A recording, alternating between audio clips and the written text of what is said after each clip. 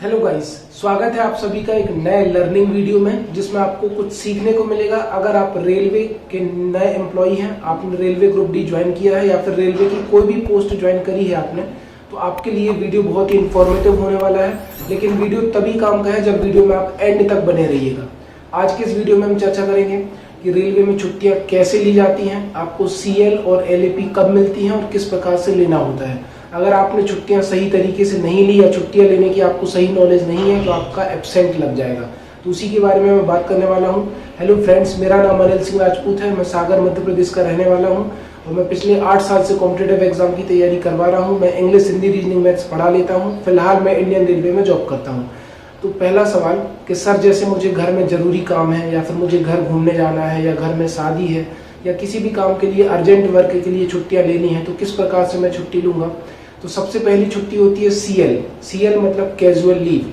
छुट्टियों के ऊपर मैंने एक वीडियो बना रखा है, तो मेरी प्लेलिस्ट जाएंगे आप ग्रुप डी वाली, तो उसमें आपको मिल जाएगी।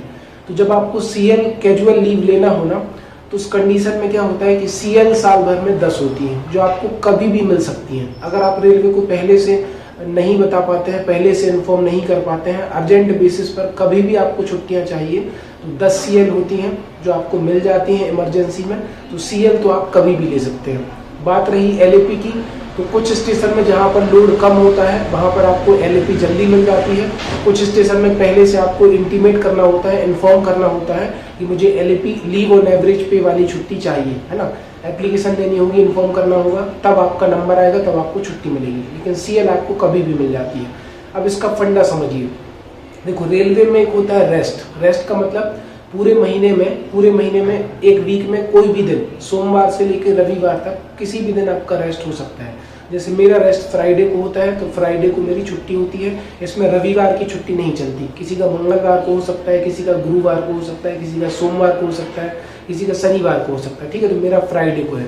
अब जैसे मान के चलो मुझे 5 CL लेना है, ठीक, तो फ्राइडे मेरा रेस्ट है, अगला फ्राइडे फिर रेस्ट आ जाएगा। बीच में कितने दिन बचे? बीच में 6 दिन बचे।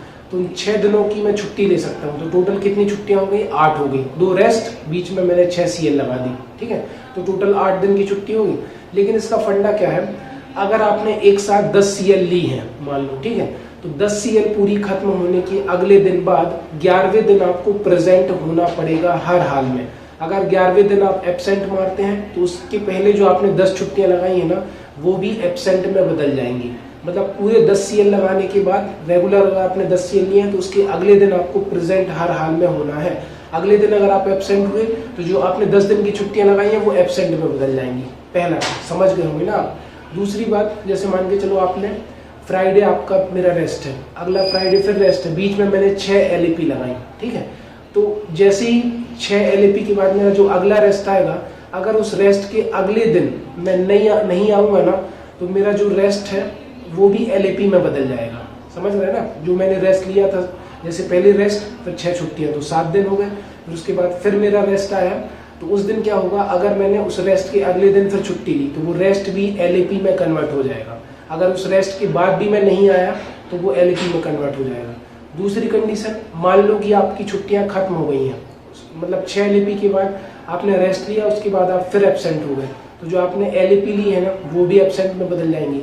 मतलब LAP लेने के बाद, CL लेने के बाद, दोनों छुट्टियों के बाद आपको प्रेजेंट होना ही होता है। जितने दिन की आपने छुट्टी ली है उसके अगले दिन अगर आप नहीं आ पा रहे, छुट्टी है तो लग जाएगी, और अगर छुट्टी खत्म हो गई नहीं है तो अगले दिन आप नहीं आओगे, तो बाकी जो पहले छुट्टियां लगाई थी वो आपको एब्सेंट में बदल जाएंगी। ठीक है। दूसरी चीज, CL और LAP साथ में नहीं लगती हैं। CL के साथ आप LAP मिक्स नहीं ले सकते। ठीक, CL साल भर में 10 होती हैं, LAP साल भर में 30 होती हैं, जो कि 1 जनवरी से 30 जून तक आपको 15 मिलेंगी और 1 जुलाई से 31 दिसंबर तक 15 मिलेंगी, तो साल भर में टोटल 30 हो गई। तो आई होप आप समझे होंगे मैंने क्या समझाने की कोशिश करी है कि CL और LAP आप साथ में नहीं ले सकते, अलग अलग छुट्टियां हैं। दूसरी चीज, अगर आपने 10 CL साथ में ली है तो उसके अगले दिन आपको प्रेजेंट हर हाल में होना पड़ेगा, नहीं तो वो 10 CL एब्सेंट में बदल जाएंगी। अगली चीज, अगर आपने 5 दिन की LAP ली है, उसके बाद रेस्ट आ गया, रेस्ट के अगले दिन आपको प्रेजेंट होना होगा, नहीं तो आपका रेस्ट, और अगले दिन अगर आपने फिर छुट्टी मारी तो वो भी LAP में कन्वर्ट हो जाएगा। ठीक है। तो आई होप आप मेरी सारी बातें समझ गए होंगे। मैंने बहुत कुछ समझाने की कोशिश करी है। दोनों छुट्टियां साथ में नहीं ले सकते, CL और LAP अलग अलग लेंगे। LAP लेने के पहले आपको एप्लीकेशन देना होता है, CL आप अर्जेंट बेसिस पर ले सकते हैं। अगर वीडियो आपको समझ में आया है, बढ़िया लगा तो दूसरे लोगों तक शेयर करिए। चैनल पर नए व्यूअर्स हैं तो चैनल को सब्सक्राइब करिए। मिलते हैं नेक्स्ट वीडियो में। धन्यवाद, बाय।